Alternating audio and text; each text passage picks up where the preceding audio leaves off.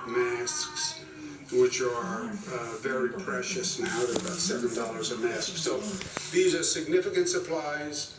We have been having some success in gathering them, and we're distributing them, and this should make a difference. Well, it will make a difference. Again, not until the end of the crisis, but short term. Hospital capacity, I'm on my way down to the Javits Center today. I want to make sure those hospitals are getting up right away. Then we're going to use Stony Brook, we're going to use Westchester, we're going to use Old Westbury. President Trump did deliver yesterday. I put forth a series of requests in the morning. He did the briefing in the afternoon, and he responded to those requests. That's government working. That's government working quickly, and I thank him for it. It makes a big difference to New York. We're getting those emergency hospitals, the Javits hospitals, for example. Those are 1,000 beds right there with the equipment, with the ventilators, and with the staffing.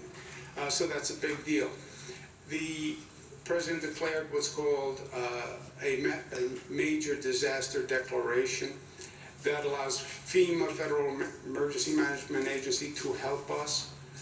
There's normally a 75-25 split between the cost of those services. The federal government pays 75, the state pays 25. I said to the president, I can't pay the 25. We just don't have those kinds of resources. The federal government has the authority to waive that 25, so the federal government pays all 100%, and that's what the president is doing, and I appreciate that. I also asked for the FDA to expedite the approval of an experimental drug that we are working on here in the state of New York, which I'll tell you more about in a moment. And the president also did that. The FDA gave the New York State Department of Health approval to use on a compassionate care basis a drug that we think has real possibility. On the drug therapy, Tuesday we're going to start the hydroxychloroquine with the Zithromax. That's the drug combination that the president has been talking about. The FDA approved New York State Department of Health to proceed with an experimental drug, again on a compassionate care basis.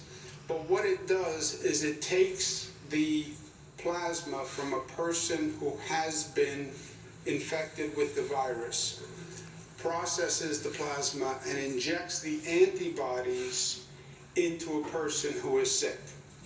And there have been tests that show when a person is injected with the antibodies, that then stimulates and promotes their immune system against that disease. It's only a trial. It's a trial for people who are in serious condition. But the New York State Department of Health has been working on this with some of New York's best healthcare agencies, and we think it shows promise, and we're going to be starting that this week.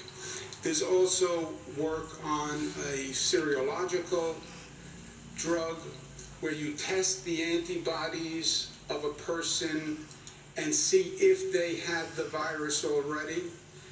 We all believe thousands and thousands of people have had the virus and self-resolved. If you knew that, you would know who is now immune to the virus and who you could send back to work, etc. So we're also working on that. The numbers today, total tested up to 78,000. Tested overnight, 24-hour period, 16,000. As of yesterday, about 25% of all the testing nationwide is being produced right